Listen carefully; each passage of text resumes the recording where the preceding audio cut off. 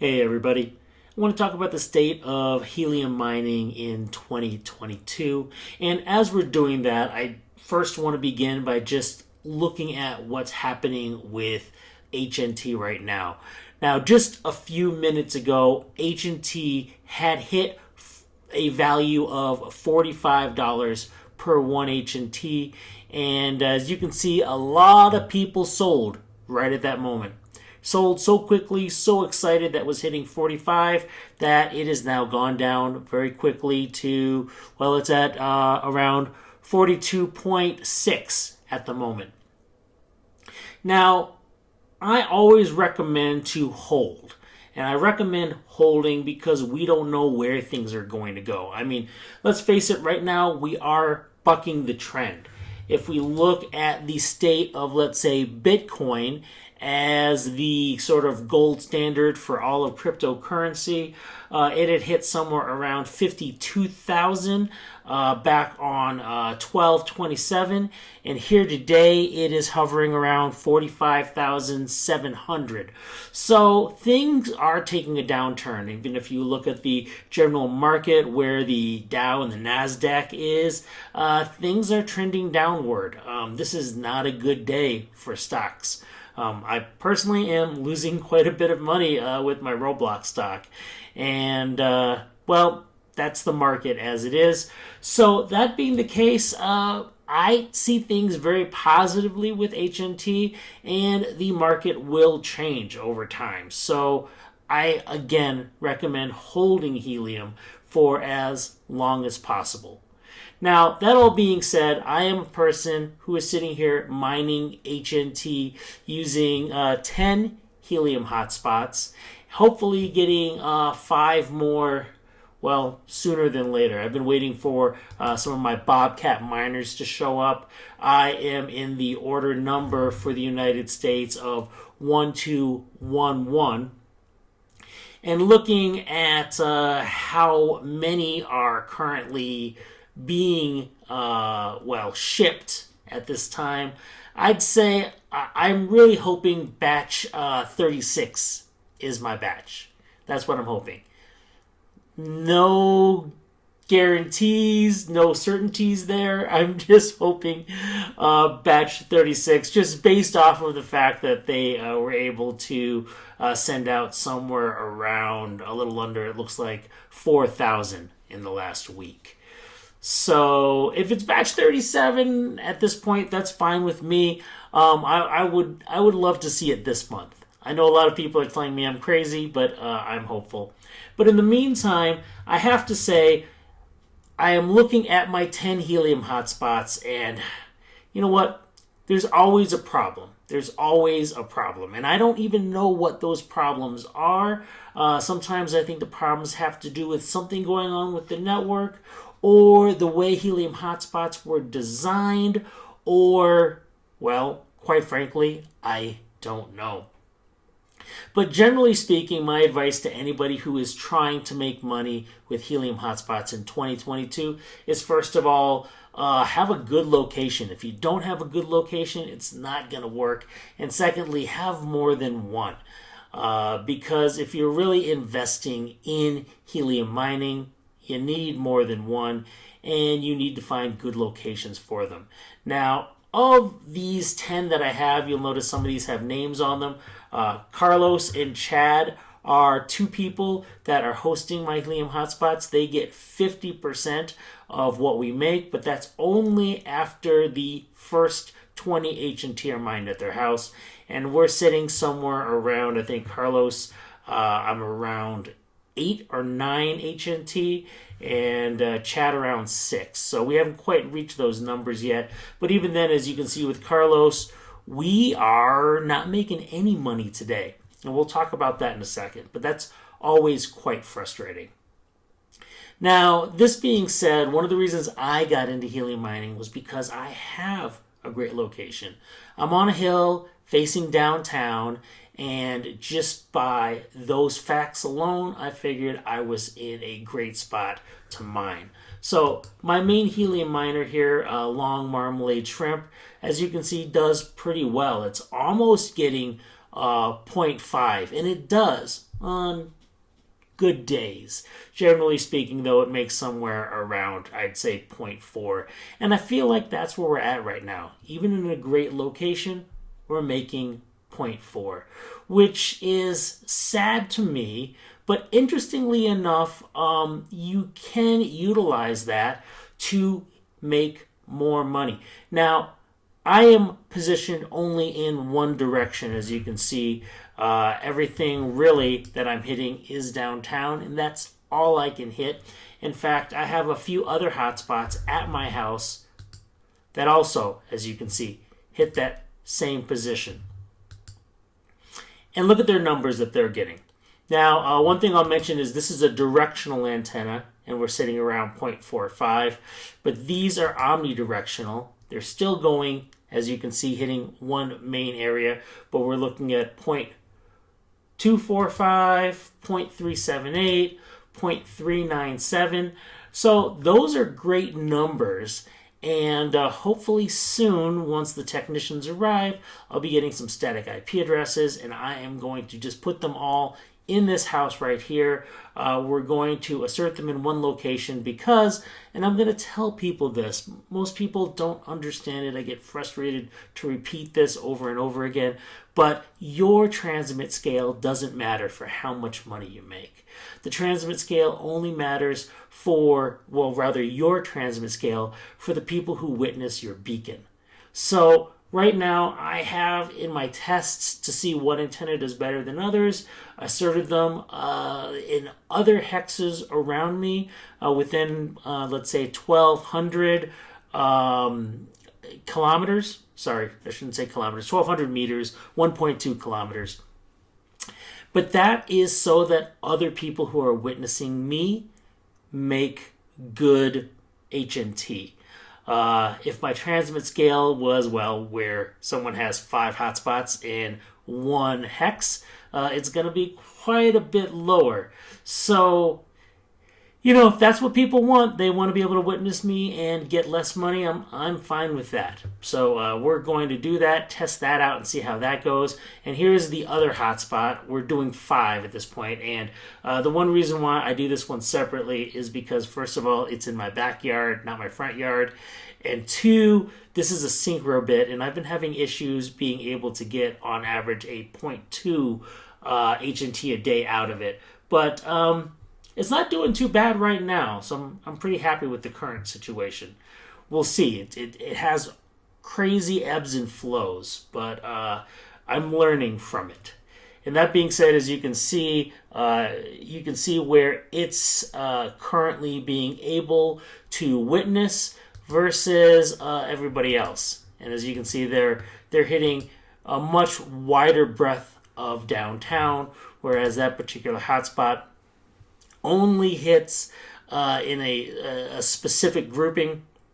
And again, that's because it's in my backyard and blocked by a bunch of topography, including my neighbor's house. So, good information for people who really want to know, do things like hills and houses make a difference? The simple answer here is yes, they do. Now, I do have some other houses, and again, like I said, someone is always down, and I have no idea why. For example, Dizzy Cornflower Beetle went offline sometime yesterday evening, and the one at Carlos's house went offline at least 24 hours ago, if not longer than that. But both of these are actually online. I've been able to ping them. We checked them. They're working. So I have no idea why it says offline. We've reset both of them. We've turned them off and turned them back on again. They are both rack wireless hotspots, but I have no idea why they are, well, not making any money right now, why this one says syncing. And it has been a problem, and I'd love to know if other people are having this, where their hotspot intermittently goes off, comes back on, and then requires syncing for maybe 2 or 3 days. And that's what I'm thinking is happening here. I don't know. Offline. It's offline, so I can't say. This one says it's syncing, and I hope it actually is. That being said, I am doing tests to see if switching out the micro SD card and bringing it up to a faster speed and larger, going from 32 gigabytes to 64 gigabytes makes a difference. Because that only costs like $15 to do. Why not do it if that fixes the problem? But again, is that the problem? I don't know. Other hotspots, this is one main hotspot that, as you can see, hits mainly downtown. It's only getting on average somewhere around 0.25. And here's another one that is very close to the similar location, and it is getting around 0.35. Now, I feel like that is the standard. These both used to be doing 0.5, but now they're doing, like I said, somewhere between 0.25 to 0.35. So let's say between 0.2 and 0.4. And like I said, I used to think these were going to do great at 0.5, but things are going down. And it is a downward trend. As more and more Helium hotspots come online, we're going to make less and less money. So, yeah, that's what's going to happen. And you will see it either in places where you thought you were going to make a lot, which this, when I first put it in way back in October, wow, a long time ago, was doing somewhere around 1.5 HNT and has now gone down to an averaging around, I'm going to say 0.45 and 0.5 around its highest. I've seen it go 0.55 recently, but that's the wave, somewhere between 0.4 and 0.55. So I'd say, honestly, anybody who can make over 0.2, you're probably in a good location. If you're averaging 0.2, I'd say that's going to be a standard, at least for the next month or two, and hopefully it will continue to stay around 0.2, but, well, we have more and more hotspots coming online, so that's never going to happen. This is one at Chad's house. As you can see, it's getting on average 0.2. I don't even know what happened here. It looked like it just went down for a couple hours and then came back up again. So, again, I just don't know if that's something that's going on with the network or what's happening. I would have expected activity to be pretty average, but as we can see, it's hit recently, and then there was this block between it witnessed 4 hours ago and then the prior 10 hours ago. And that just seems like a long time in between for it not to witness anything. But that being said, it's in a location where it doesn't witness as much. So who knows? I'm still trying to figure it out.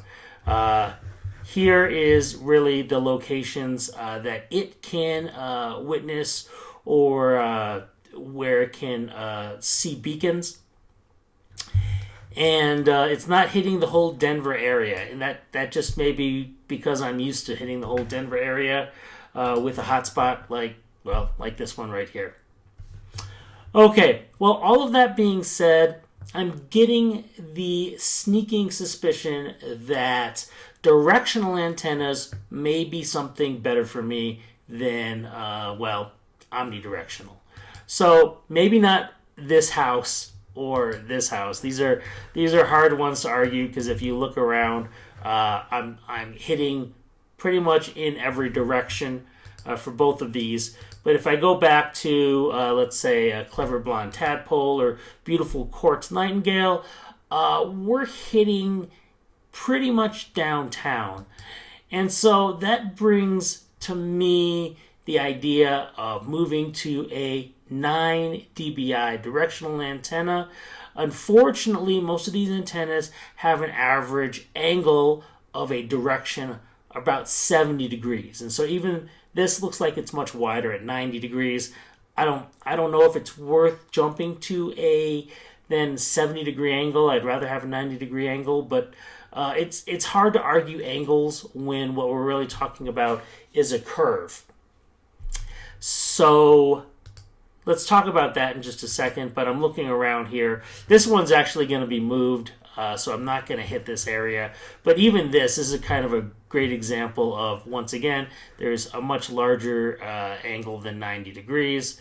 So will a 9 dB eye antenna work well? I'm sure in these examples right here at my house, sure, 70 degrees will work great. So a 70 degree 9 dBi antenna makes the most sense, but we'll see. Now, I have admittedly been looking on Amazon for these, and this Yagi, has the one that's been most interesting to me. I've seen a lot of references for this. Now, first of all, this is some interesting numbers here.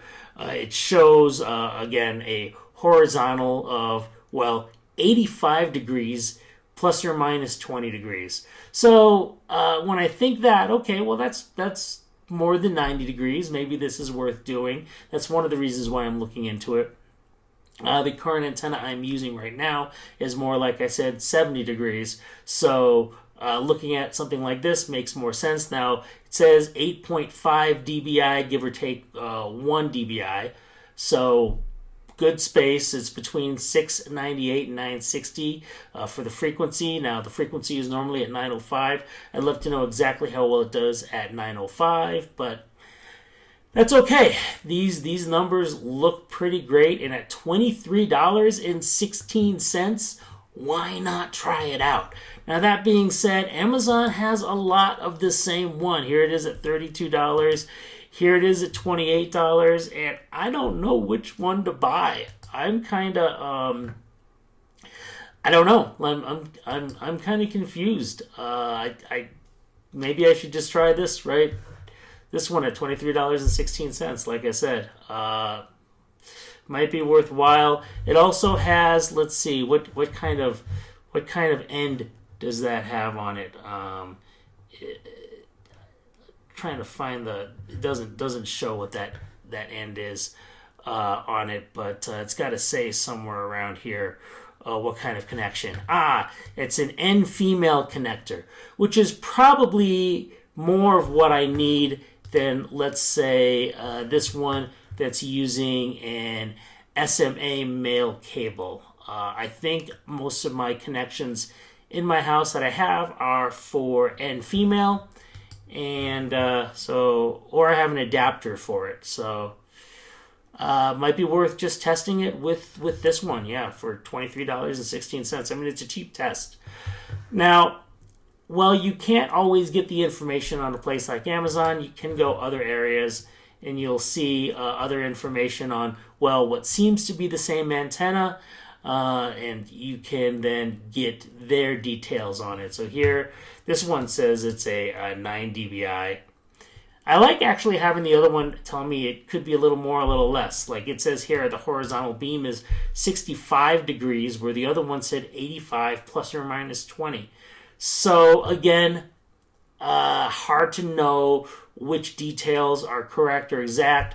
But as I mentioned before, the angle is not really an angle. As you can see, it's a circular pattern that we're dealing with. So it depends on how far away it's going to hit. And the simple answer is, I don't know. But at this point, I feel like it's worth testing. Now, are there other options out there I could test with? Certainly. I kind of want to see what this WeBoost outdoor directional Yagi antenna does. Again, this is using an N female connector, so it's a little easier system for me to work. And it says this is a 10.8 dBi gain. Something else has told me it's a 9 dBi gain. Again, who do you trust? It's hard to know. This definitely, though, is way more directional. I would say that would be more like a 60, 50 degree horizontal angle. It's tough. Here's another one. This one, again, it says it's a 9 dBi to 11 dBi, but as you look at the breakdown, I believe for the 900 range, this is a 9 dBi. Again, I like the end piece, and then as you can see, it shows you at different frequencies, 698, 960. So at 960, we're getting what to me looks about the same as this one here. But I really like, oh, here we go. It says 90-degree beam width. So I prefer a 90-degree beam width. And then here we're looking at a 9 dBi gain between 698 and 960 megahertz. My point for you all is you really got to read into the information here and figure out whether it's going to work for you. Now, here's other antennas. I've just been doing my research. I'm not saying these are worthwhile either. And I don't really want to go down to an 8 dBi, and I have no idea if a antenna that's a signal booster is even worthwhile, but I do love looking into what else is out there.